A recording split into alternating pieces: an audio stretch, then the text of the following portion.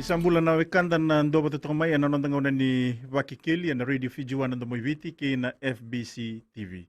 Daba binibina ni Rosati kuna nonda bulan yan nongo Elizabeth Rova ke serema senimbidi. Roy Wally Silesi may natamba na kabuto kitiko na Medical Services Pacific. Rosang bulan binaka na nabiyokani. Sa mbula binaka turang matangali. Ni mbula talanga na warong tikumay na salikam kamurengo mbula binabi kimni na turbo nguneleo turang marama kikimni nangwani ni warong tikumay na yawo binakongo.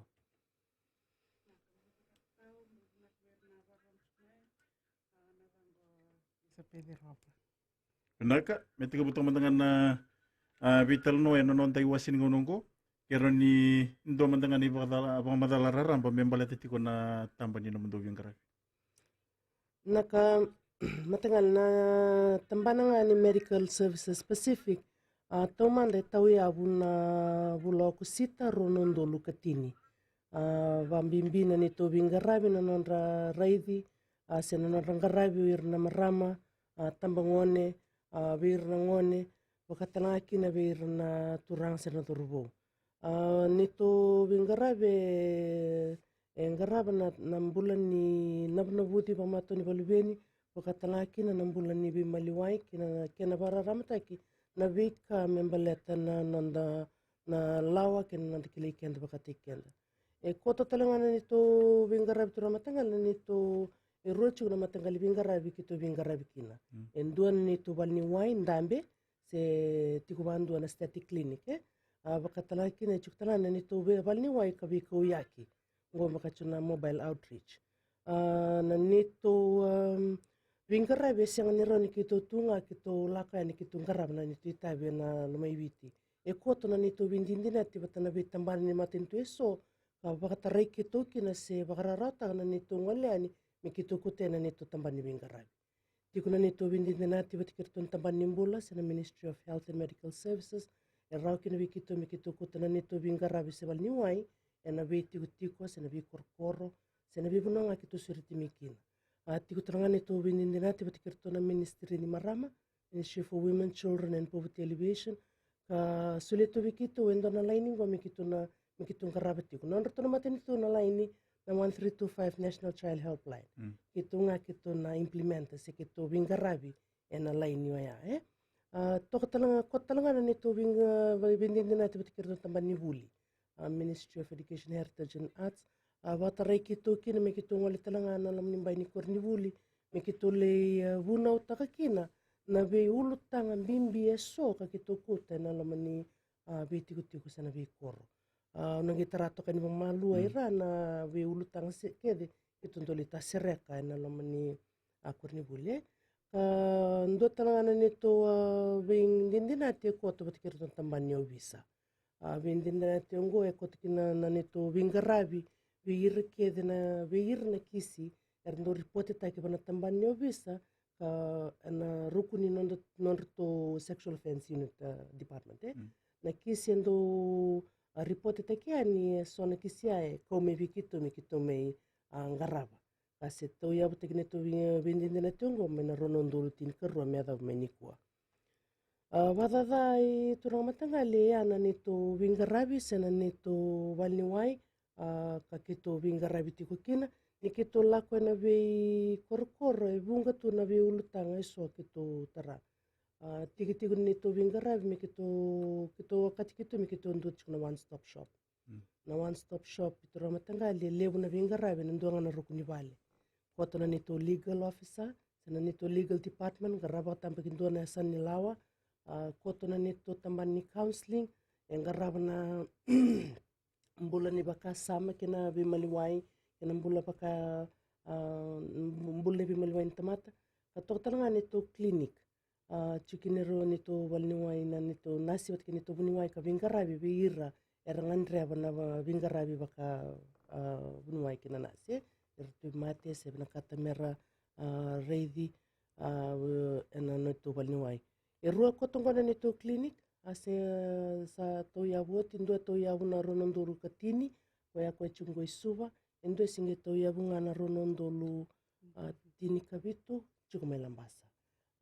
Tukuna nito na navuti mi kito nando lava talendua na nito walniwai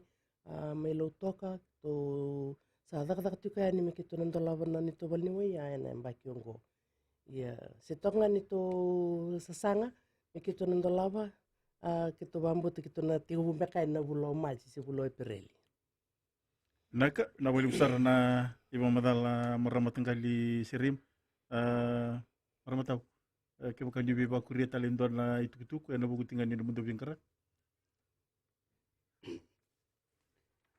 Nah, karena nito vingara bi pante kiketu se pai labu ta kiketu erna donas nito klinik suba batiki lambasa pai labu ta kana EU through the United UNDP. Na ni project na access to justice ko kito na nito outreach model ko pamadal ta ko tau serema ela ko kina na nito timi ni lakina na medical team na counseling wat kena legal ko kina na nito one stop shop ko may vena clinic vena ve yanu se na ve korkore resang ni adora mai suba se vena min senta ke lambasa suba and pateke lutoka. So kito ko ke na services ngo verna mateni katumba. Verna chuna kore na sena ni rani soma rawa mere adam beke valnimbula wilkina na disability verna vulnerable. Otomano nga balek-lek be maram tawe tik talangani nito living garage na be korkoro sana be tiko na nakin bimbini kito sangami kito koteani betan ndona kandren ra weekend menda kota nanda ndona kaya weekend menda baksangaraya ni na bebuke ndo ya ndo tale nanda lede katu sena matini katu mbadaba menda koteni kina se menda muria menda nindangan reba na bebuke ke kain dona ka enda lako duruma tiko yena nito kota na nito vinga rabiongo ena loma ni veti kutiko sena vikoro kota na nito vanu nui sena nito nito na numa ni kito na ran levi bakarara mataki na buku ni ve matini katu mbadaba so itu en weekenda en rauni ralaku meiki na uire ralaku turumatiko na mbula ni bibasa urarata ki se uire ralaku turumatiko na ndrendre waya ko koto kina sona na ito bindindina tingo betana ngone kito libi bararamatiki na kito ni kaya ni gondo na matrikatu mandondo mo iko lakoba ndondo mo iko laku kina na bi bararamatiki na lomo nando bitiko menta buketi ko na mbula ntamata en buku ni non rayan ramai merendra mena lenga saya tu tunggu nando benua. Pindaka robusete na nabiukan dari mina kami nando mandana dingu legalek ni berni nang kay bakurita litingo na vital no nangaw na barutaki no nangaw na ni Vakekeli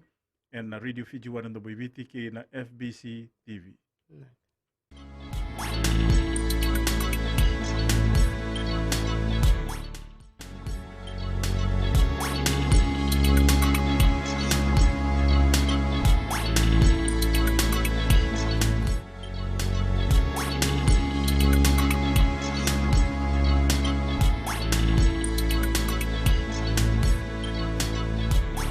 Nandangaw na tigo ni Vakekeli and Radio Fiji nando boybiti ki na FBC TV Rome nando bulang iti ko Elizabeth Roba ki Serema Senimbidi Roy Bolisilesi may natambana boto kay tigo na Medical Services Pacific. Naikawal ni Mati nabaano ni mitiki na International Women's Day. Ya ulutang atalitingan ni nando vital no ni kuwa na kisi membalata no nando do mataki na marama. Vida na kisi do sa ringoma kang garabatiko se sang garabatiko na mundo tamban. Nabalebo turama tanggali. Na nito tambana tomando na wasmanda wana nito windindi na tibat kerto no bisay. Bata na bulat talangani biba oir ke dan lako duro na bulat biba sorarata ki korndo report te kerto no bisa ko coaching mai bikito. Mana ronon to lutini karua kito saini takakina nito windindi na to ya Me dho mena sigani ko kito sa tingwa mai dionan rau 5.5 na kisi. 955 mana kisi to doko ya ke ka wasiaba matelalai e levo tondo chuk na kisi ni kudu. Madadamna e ronan rau 5.5 na kisi ni kudu kwa sa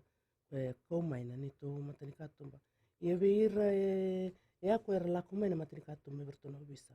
Senga ni wako eki na o ira talanga e tiku talanga e sona e so era laku duruma tiku na mbula ni bibasa ura rataki era senga ni ripote taka bertona bisa era laku ngamai. Era laku ngamai nan ramai basangara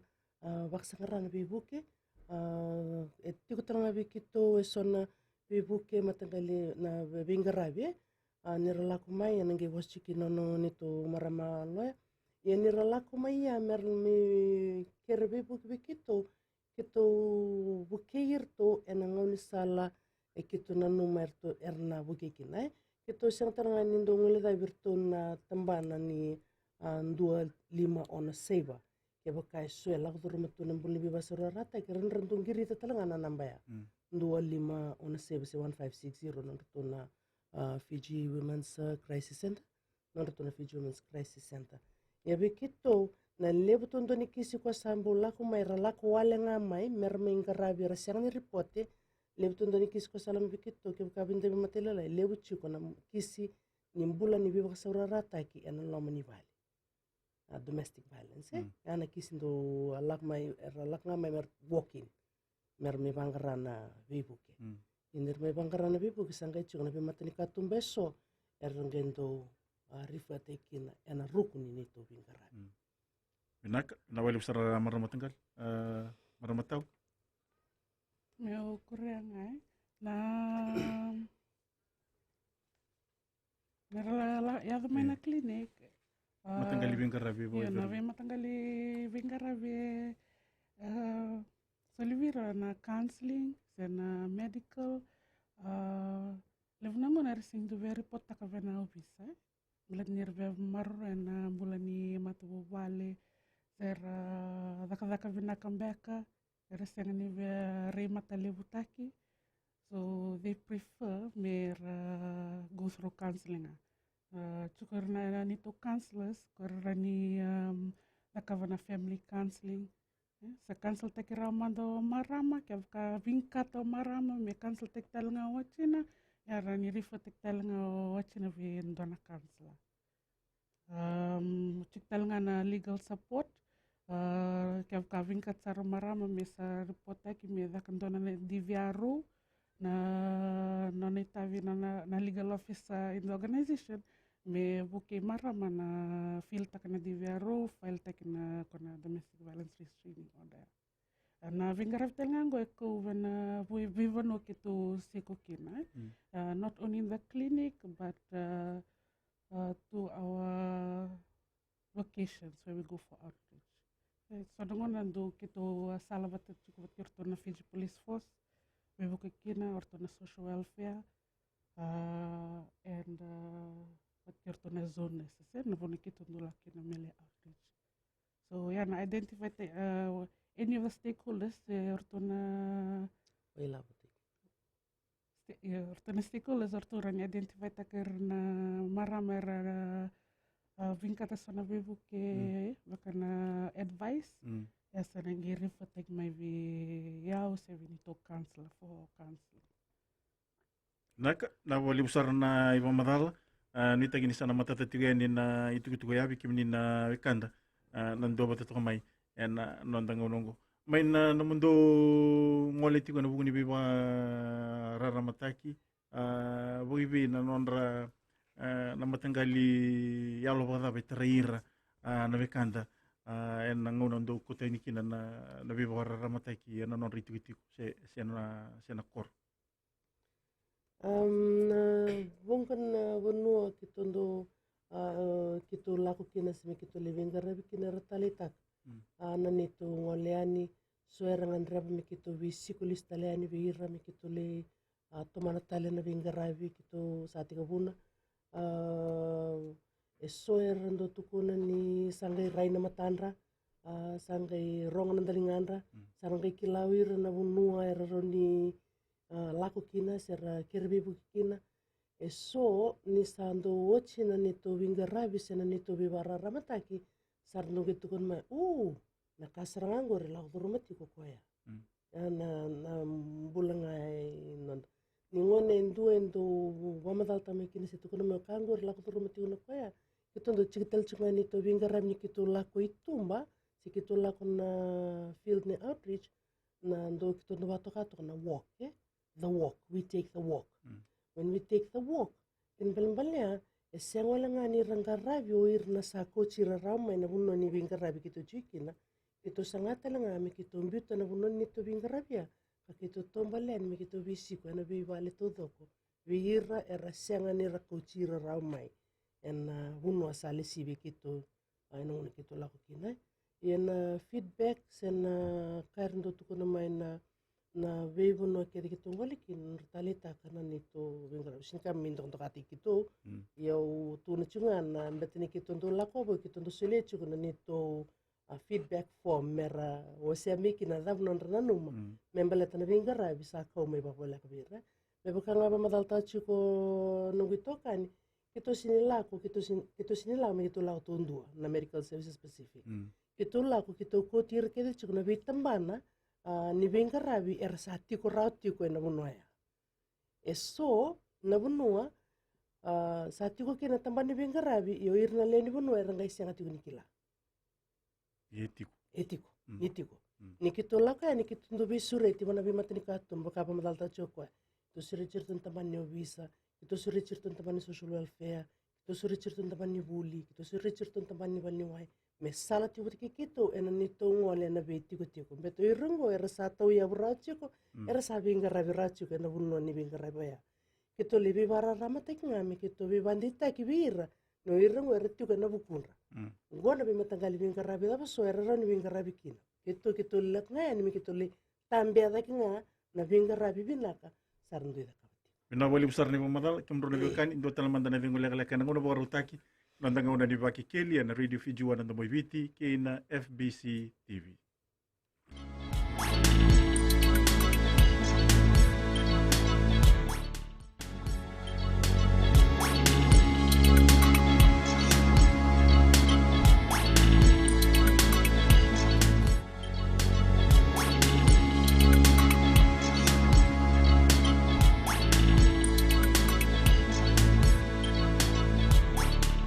Nandanga una tiko ni Vakekeli na Radio Fijiwa na Moiviti kina FBC TV. Kemro na avioka ni kero ni nro vakuretal mandana nomri pamadala mai na puno tu sama ila bato kina na buku tinga ni nomdo kota na nomdo vingarabi na biti tiko sekor. Na vale vo turama tangal me bukanga sa kero pamadal takoti ko na buku ni to wingarabi na bikor to mandam mananga na nito babi ni binakalew en vitambane so erandondo linga mai vikito karao kina ni kito kote tu mana nito wingarabi bambimbina nito babi ni binakaberto na tambana na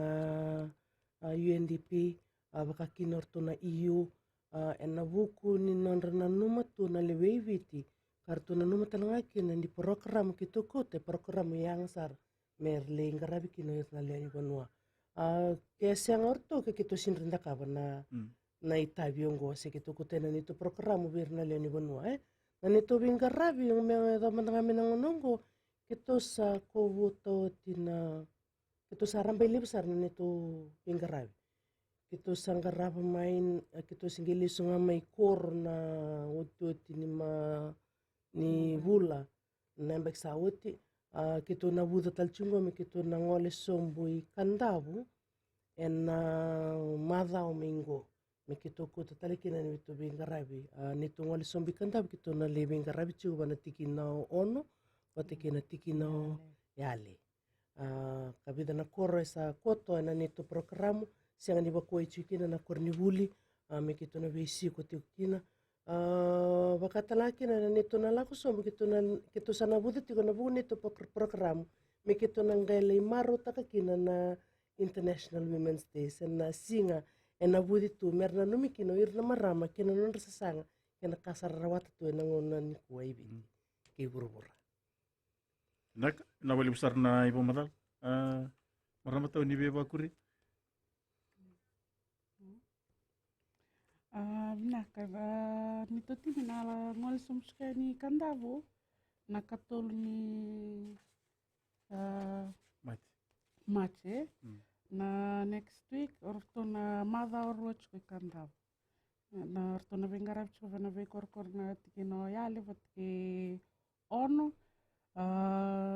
kito na chko may suba, kito na join taki orto chko na FWRM, FWRM, Refugee Women's Rights Movement, na Women's Global Strike. Women's Global Strike Concert, na daka chko na Skuna Park. The recognized taki na kenda na marama, na International Women's Day. Na concert na tigvuch na 10:30 a.m. Ya na chuka kina nito booth na medical services specific. Kaya ka nive vatataro se nivinkata mikito vingarave na lomino mukoro se na kornivuli. Kimni running also by na booth mikintole vitalanoa and organize for outreach in your community.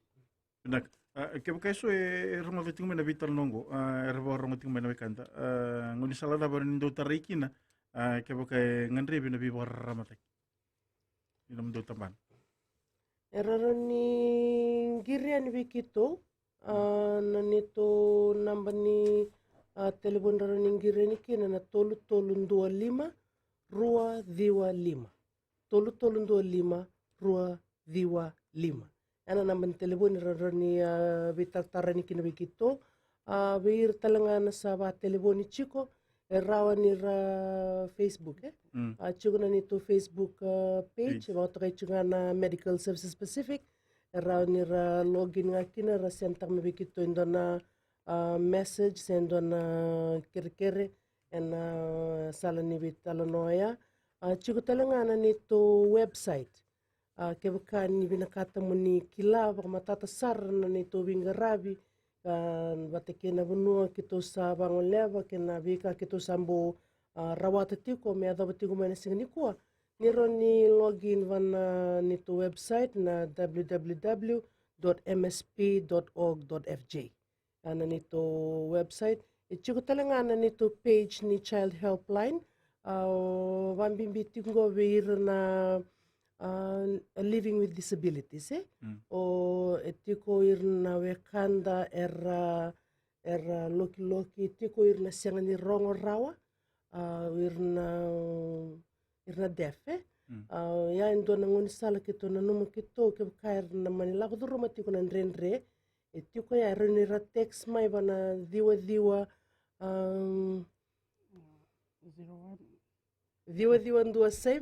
walu diwa va erendra text mai na namba ya kibkarabina katana bibu beto irna def erna sinren ronga da kibkanta bitala no ai rendra text tak ngamai na da vera la kuduro matiko batana bunu retikina kito ngi sangando na kena ngauna me totolo tundua me kito ngole kina se kito sangando na salni bibu ke mene ya deni bira serra message mai baka ngata chumana ni to Facebook page medical services specific Facebook page sena ni to child helpline messenger Facebook page. Era talangani ra text mai wiki mami wiki to serra message mai wiki to mi kito turu rau ngando ni tuku ni kara la kuturu mati ko mera ni kito bibu keni kinai. Ni tumatani katumba $1 weekend to doko tamata tambusakayani sinba ko ikino kimina turanga ra talangani ni waleani akeb ka ni bina katamal ni tarwasala sinile kerbi buke en buku ni bula ni bibasora rataki se ndala ko rumah tunggu sena nanda bula ramba sar menanga bakat kina tamata au en buku langani ni to bingarabi turama tangali en do tiguni tigini bingarabi ngwe nda sele de katu kina bale we na counseling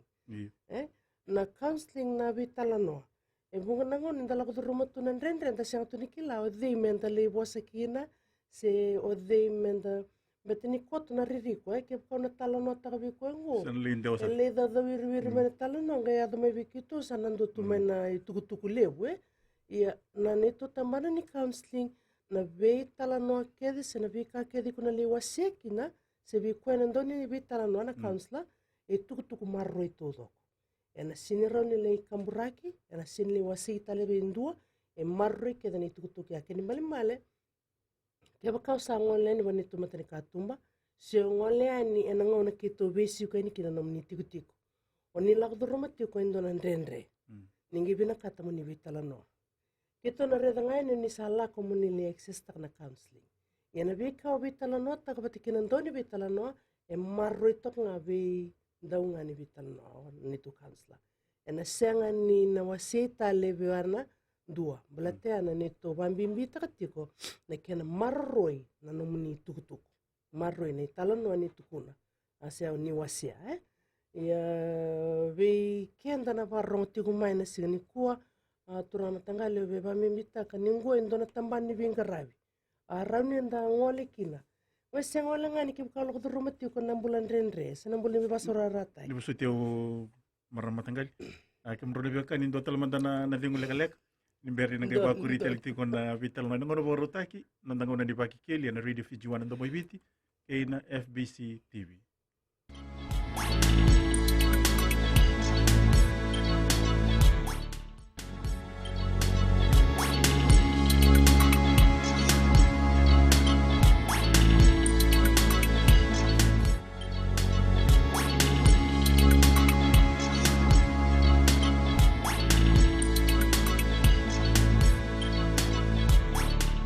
Nandango na tiko ni Vakekeli na Radio Fijuan ndo moiviti kay na FBC TV sana to sarti ko na vital no na nandango nungo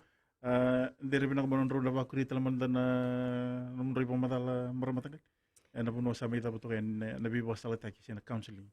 Iya bina bale bo turang matangal me bak bale tangan na tambana ni bingarabi ongo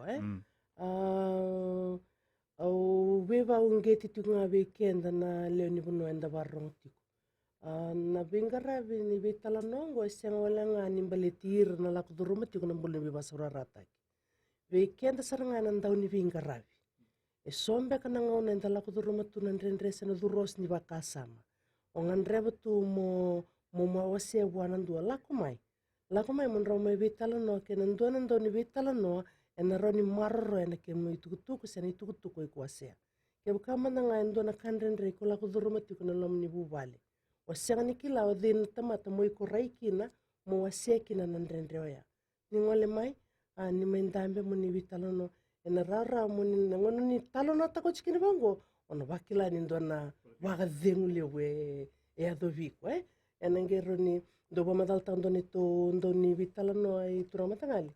oke ndana ngona sa duro sikini bango nda bakasa makakeda nga sa tatawo tu bango matanda kona nio ngono vitala no taka kina batikerto na ndoni vitala no erto na bukei ko mona koto mai na kai tatawo tu matamgori pati korbango ya bamura ngiola beta da ki andua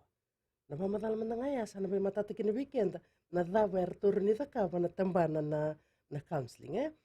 sengola nga ya koto talanga na nito legal department sana nito legal services kangaraba baka tambag indo chung na nungu maraman dami to kaya sang wanda bengal ngaluchuk ngo iya na nito legal services ano ge sulia ngabi ko men ngi ba madalata kan den tu endon to numer kilata nga wir na barong tikmengo na dava na vingarabi era rauni vingarabi kina wir na tambana ni lawa kina be tambana so era tu karsulia wale tu na vingarabi sinson Nabukairto na legal aid. Naka ima. Okurangan na nanapamadala ima baleta na legal services, medical services specific. Ito na vivarra matakinga baleta na randondono na tamatayan dua, pambimbive na randondono na marama. Na dondono sengni da kami revivele kina marama na dotukun mana korona rights and responsibilities waka kina ver na luvenda their rights comes with responsibilities so na vivarra mataki vena community sa na ve korkoro na ve kornivuli ke vakain due ve ker vasala, rani ngol mai viau, rani vasala tekira, ke vakai chuko outside our vicinities and location, our main location, bake suva and lambasa, yana rifate ke verto na Legal Aid Commission. Na Legal Aid Commission, siang ni sominon Vingaravi. Yana rifate ke na Legal Aid Commission in their area. Vakake tu ngole levuka, kitu Vingaravi levuka, kitu na ngole mai, yana rifate ke na kisi na Legal Aid Commission ni levuka. I medical services specific, kitu ndo daka child protection consultancy, na daka buli verna ve organization, corporate organization, belatunan ramaroi erna tangumaki erna luvenda. Daktalngan awareness vana ve korni buli, merkila chukuna levnangon nandu complain erna tumbu-tumbu, belatunan ravive levnangoni. Yo nanran dunto ne daka mai me maruruira, singi mi korni vive levu. Do daka na awareness korni buli, merkila nanran dunto na rekila talngan nanrai tavi. Responsibilities. Naka, tawali besar tahun na ibu madala, nita kinisan mata titiga ini na itu-itu, beki mini mekan dana nando batu tomai, en nonda iwasi ni ngonongu, ukila ni satarara rambati ko na vital noni ko na kay baliti kenda tudok, sing walenga ni baliti reti ko na maram, dona kisi repoti tegi boleh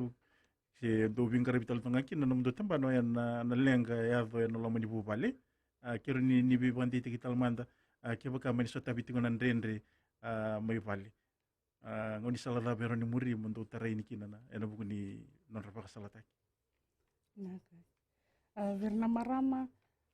se ver mandangan naturanga ke baka kemni sota bitingo nan rendre vale kemni rani vitar tar mai wikito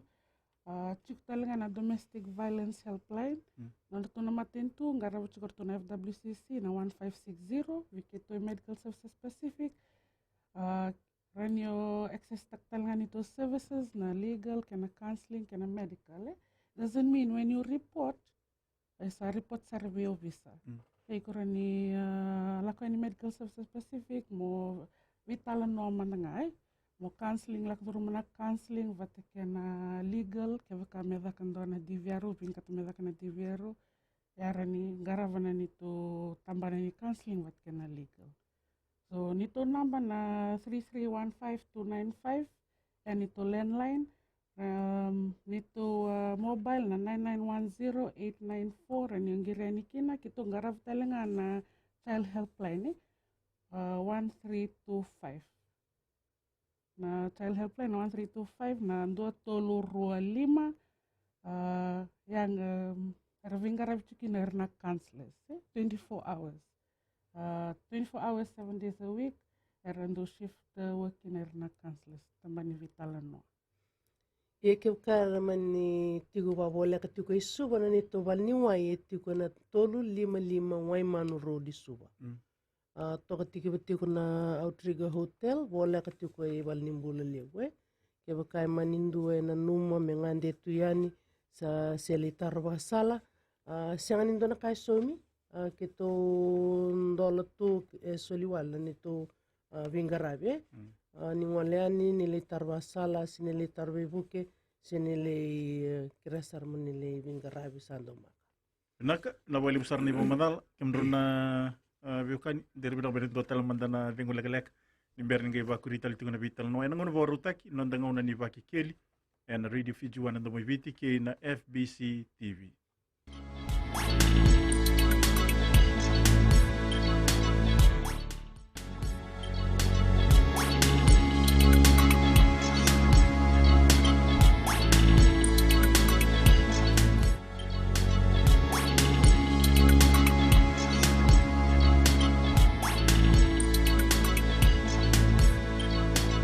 Nandang ono tiko ni Vakekeli na radio fijuan ndo moviti ke na FBC TV. Witu tiko ni waswasi ni ngono na vital no kimron na viukan ke tiko teleson itu kundo na via bandi TikTok si bibono ni mikina. Wer na kan deron do boto na buku ni tamban ni Vingaravi. onrongo le tumiki na medical services specific. Na valevo turama tangalea na vuku ngani nito vengarabi ndo usatia na turanga tau mai vunua levu nito vengarabi chikutalanga nito valni wai mai lambasa. Na valni wai mai lambasa orto tiko na lot 11 na yada subdivision lambasa. Vole katiko ya ni nangun salang ole taki valimbula toka tiki betiko na Fiji Women's Crisis Center Office. Toki nito tambana ni vingarabi ke bakai suera bina kata mer vingarabi merangarabi melambasa ni ngole dak ngayani se munili ataru kina vingarabi batanga kito vingarabi tikine isuba tiku talanga melambasa na tambana ni counseling tambana ni legal baka talanga kina na balni wai ena buku ngani nito ngole sombu bana vi korkoro sena vi kornivuli sana vi tiko na lewe tiko ni nito endo wasiro tiko na nito vingarabi na lama ni vikoro. Sana vi tiko ito suritikina. Tiko na nito tamban ni vuli, ndo liu na nito tamban ni vuli. Sana vi bararamataki sanga endo salamuria niya na vingarabi merto na ngendola tiko na vingarabi merto na maramanasi puniwai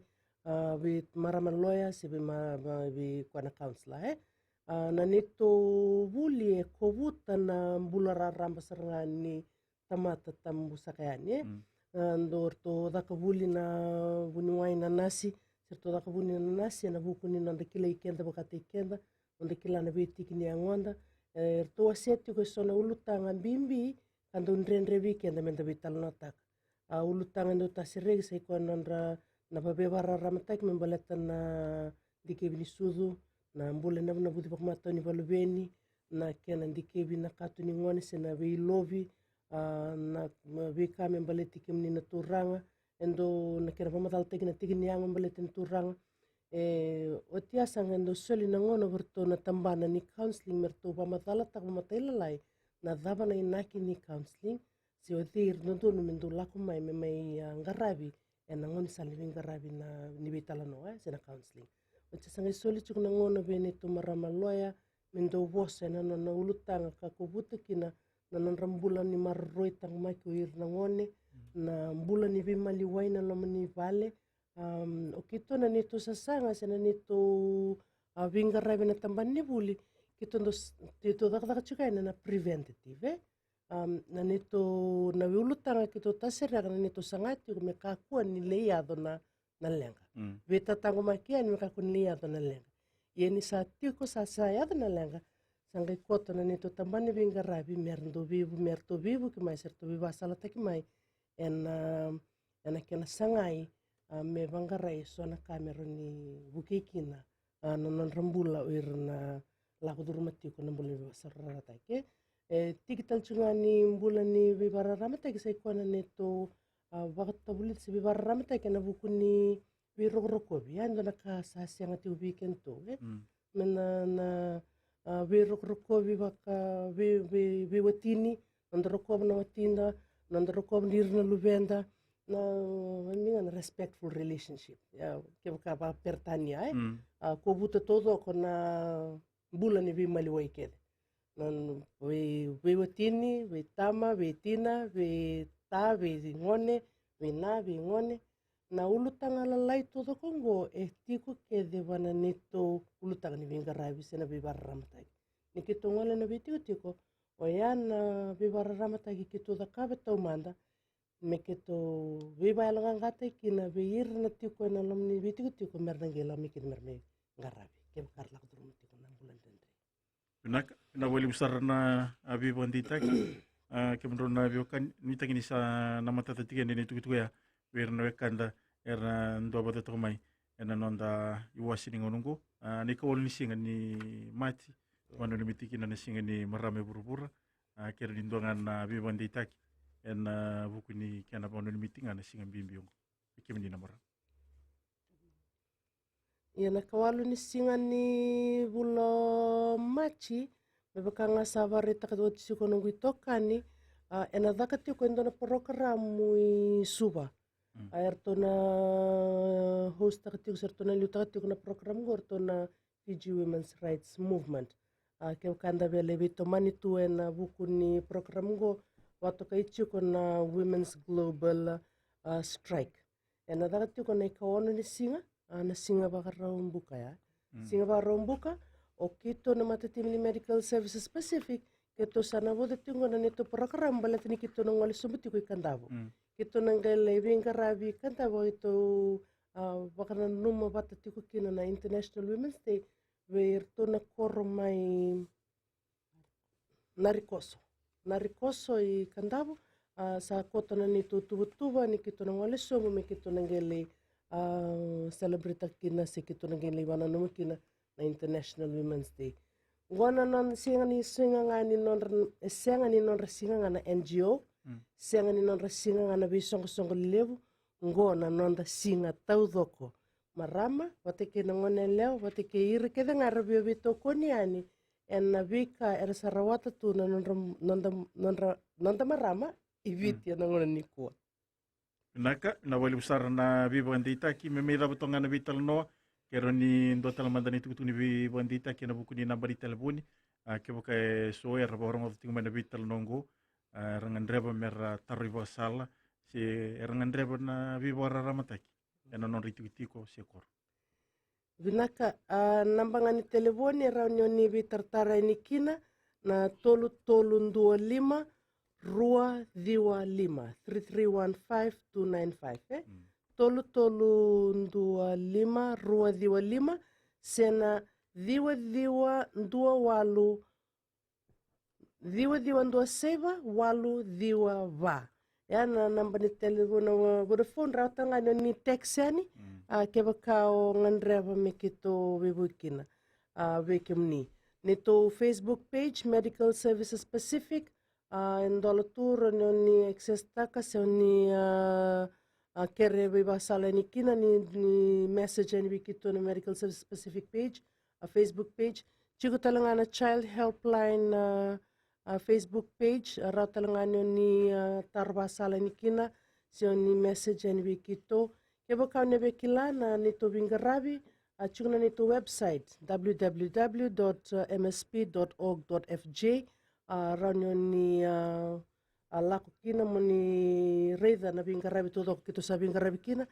wakatala kina nito balni waye rua mi bakau sama madalta kochi chuko itolu 55 way manuro di suba nito balni way ko chuko isuba wakatala kina me lambasa